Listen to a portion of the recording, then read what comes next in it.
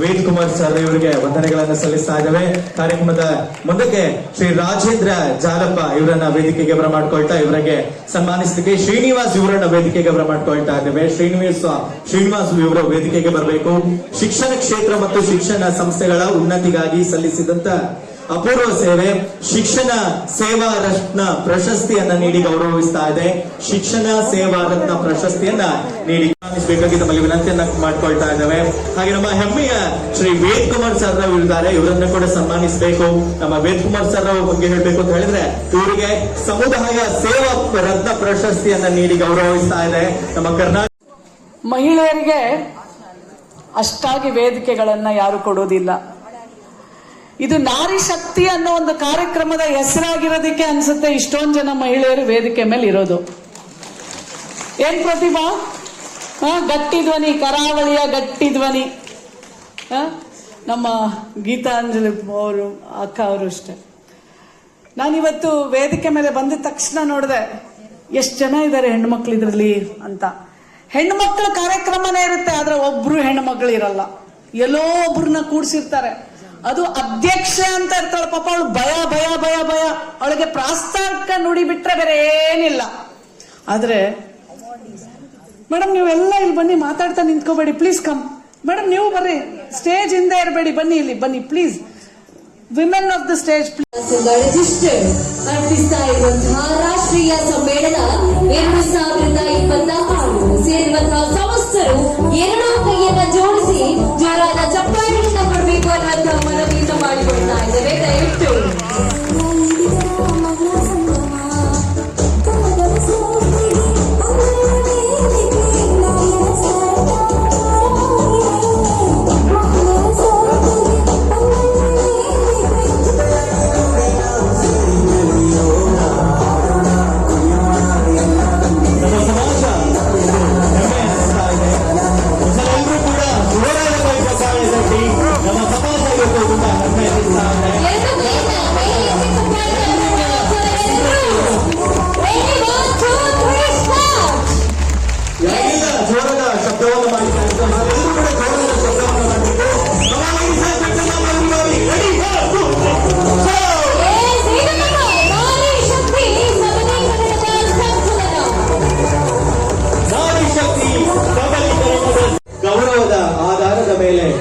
ಆಧಾರವಾಗುತ್ತೆ ಅನ್ನುವಂತಹ ಮಾತನ್ನ ಸ್ವಾಮಿ ವಿವೇಕಾನಂದರವರು ಹೇಳ್ತಾರೆ. ಹಾಗಾಗಿ ಮಹಿಳೆ ನಾರಿ ಶಕ್ತಿ ಅನ್ನುವಂತಹ ಮಾತನ್ನ ಈ ಮೂಲಕ ತಿಳಿಸ್ತಾರೆ.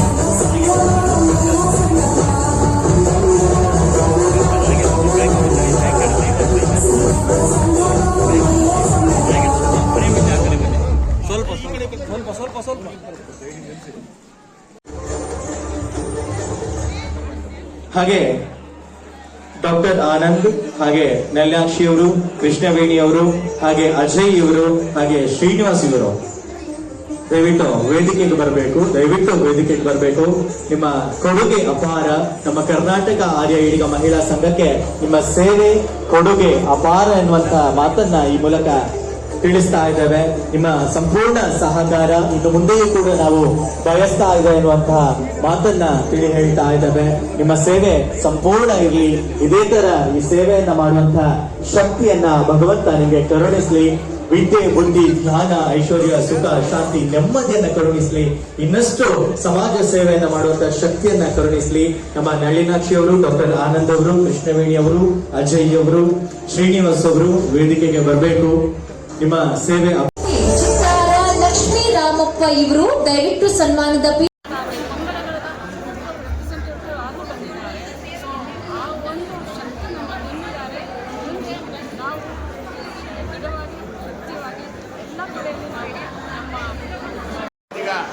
వచ్చిండు. ఆయన ఎంబడి మా సోదరుని ఎంబడి తెలంగాణ గౌడ కళ్ళుగీత సంఘాల సమన్వయ కమిటీ చైర్మన్ అయిన బాలగోని బాలరాజు గౌడ్ ఈ సమావేశానికి ముఖ్య అతిథి ఎంబడి మేము వచ్చినాము. మేము అక్కడ తెలంగాణలో మా సోదరుని ద్వారా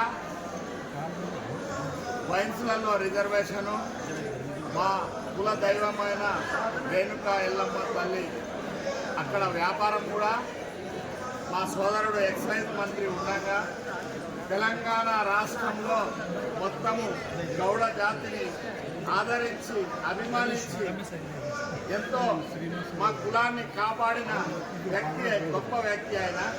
ఇక్కడ కర్ణాటక రాష్ట్రంలో నాకు 30 సంవత్సరాల నుంచి మాకు ఇక్కడ రిలేషన్ ఉన్నది.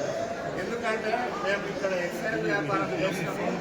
ఏపీ నారాయణ స్వామి, దాసప్ప, బంగారప్ప, పెద్దలు తుమ్మేగౌడ గారు, వీళ్ళందరితో కూడా మాకు పరిచయాలు ఉన్నాయి. కాబట్టి ఈ సమావేశానికి వచ్చినాము. ఎందుకంటే ఈ నారీ శక్తి అంటే మా సోదరునికి 2 ఆడపిల్లలే బిడ్డలు ఉన్నారు. కాబట్టి ఆయనకు ఆడపిల్లలు అంటే చాలా గౌరవము. అందుకని మేము హైదరాబాద్ నుంచి నిన్న సాయంత్రమే వచ్చినాము. ఈ సమావేశానికి అటెండ్ కావాలి. మహిళలకు ఎన్టీ రామారావు గారు ఉన్నప్పుడు ఎట్లా సమాన హక్కు ఇచ్చిందో మా సోదరుడు కూడా మహిళలకు, గౌడులకు, ఇక్కడున్న ఈడిగ సమాజానికి కూడా ఈ కర్ణాటక రాష్ట్రంలో వయసులలో కూడా వాటా ఇవ్వాలని ఈ వేదిక ద్వారా డిమాండ్ చేసిండు. అటువంటి ఆలోచన ఉన్న, మహా ఆలోచన ఉన్న గొప్ప వ్యక్తి.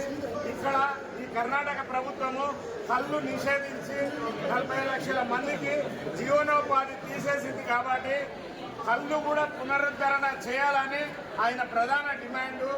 మహిళలందరూ కూడా విద్యలో, ఉద్యోగాలలో సమాన హక్కు సాధించాలని, మరియు భారతదేశం మొత్తము బడుగు బలహీన వర్గాలకు ఆయన ఆరాధ్య దైవం.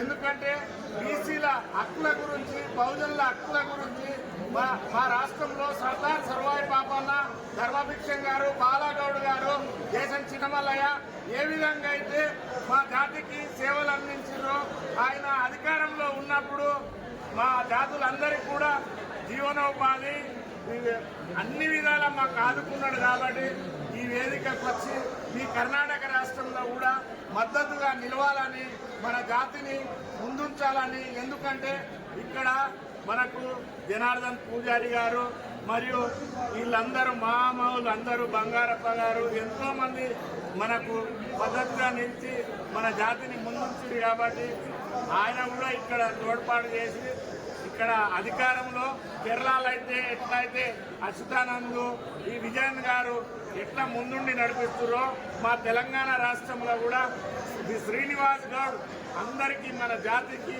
మన మహిళా సోదరిమణులకు కూడా అండగా ఉండి జీవనోపాధి, విద్య అన్ని విధాలా ఆదుకొని చైతన్యవంతులను చేస్తున్నాడు. కాబట్టి ఈ వేదికకు ముందుండి నడిపించాలని ఆయన ఆహ్వానించారు. ఆయన వెంబడి మేము కూడా తెలంగాణ గౌడ కల్లుగీత సంఘాల సమన్వయ కమిటీ చైర్మన్గా మేమున్నాము. బాలగోని బాలరాజు గౌడ్ మరియు బీసీ పొలిటికల్ ఫ్రంట్ చైర్మన్ కూడా నేను. Srinivas Goud, former excise tourism minister Telangana.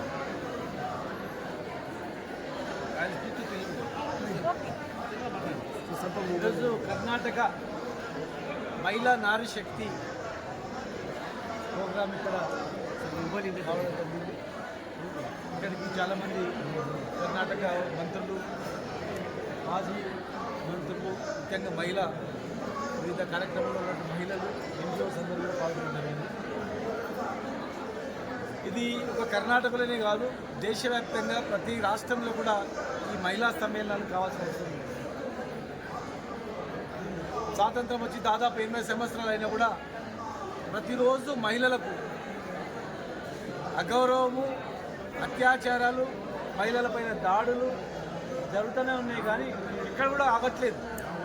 చట్టాలు చేస్తూ ఉన్నారు, కానీ చట్టాలు తెచ్చినా కూడా ఎక్కడ అమలు అవ్వట్లేదు అని భయం లేకుండా అయిపోయింది. కనుక మహిళలపైన దాడి జరిగినప్పుడు ఇమ్మీడియట్గా ఫాస్ట్ ట్రాక్ కోర్టులు ఏర్పాటు చేయాలి. దాడు జరిగిన 2 నెలల్లో పరిష్కారం కావాలి, శిక్ష అనేది కూడా జరగాలి. ముఖ్యంగా పెళ్లిళ్ళ విషయాల్లోకి వస్తే చాలామంది ఈరోజు దాదాపు 50%, అబౌవ్ 50% మహిళల పైన, వరకట్నం పైన దాడులు జరుగుతూ ఉన్నాయి. రకరకాల కోణాల్లో మహిళల పైన అగాత్యాలు జరుగుతున్నాయి. కానీ దేశంలో వచ్చింది, దేశానికి ప్రధానమంత్రి మహిళ అయిన గతంలో ఇప్పుడు రాష్ట్రపతి కూడా మహిళలు ఉన్నారు, మళ్ళీ ఐపీఎస్. కానీ ఏం లాభం లేదు. కఠినమైనటువంటి శిక్షలు చట్టపరంగా తీసుకోవడమే వస్తుంది. మరి చట్టసభలో కూడా సరైనటువంటి వాటా ఉండాలి. జనాభాలో 50% ఉన్నప్పుడు వీళ్ళు కూడా 50% ఉండాలి. మరి 30% రిజర్వేషన్ ఇవ్వడం జరిగింది దేశవ్యాప్తంగా. అది తొందరగా అమల్లోకి రావాలి. 30% రిజర్వేషన్ మహిళలు రాజకీయంగా ఉండాలి. అప్పుడే వాళ్ళు చట్టాలు తయారు చేసుకోవడానికి అవకాశం వస్తుంది. చట్టాలు తయారు చేసే అవకాశం వాళ్ళకి లేకుండా మొబైల్ ఉంటే వాళ్ళకు అనుకూలంగా తయారు చేస్తారు. రాజకీయ శక్తిగా మహిళలు ఎదిగినప్పుడే రాజకీయంగా అన్ని రంగాల్లో వాళ్ళకు స్థానం కలిగినప్పుడే వాళ్ళకి రక్షణ కలుగుతుంది. ఖచ్చితంగా ఇలాంటి సెమినార్లు ప్రతి రాష్ట్రంలో జరిగి దేశవ్యాప్తంగా ఒక మంచి కార్యక్రమాలు నిర్వహించి వాళ్ళకి సమాన హక్కులు కలిగించాలని చెప్పి మేము డిమాండ్ చేస్తూ ఉన్నాం. తెలంగాణలో కూడా మేము ఈ రకమైనటువంటి కార్యక్రమాలు చేశాం. ఇంకా పెద్ద ఎత్తున రాబోయే రోజుల్లో అన్ని వర్గాల వాళ్ళు, ఒకే వర్గం ఉన్నది కాదు, ప్రతి వర్గంలో ఉన్నటువంటి మహిళలందరూ కూడా, ముఖ్యంగా చదువుకున్న వాళ్ళందరూ కూడా రాజకీయంగా కూడా ముందుకు వచ్చి ఎదగాలని చెప్పి మేము మనస్ఫూర్తిగా అభినందిస్తూ, మరి ఈ కార్యక్రమం నిర్వహించిన వాళ్ళని అభినందిస్తూ థ్యాంక్ యూ.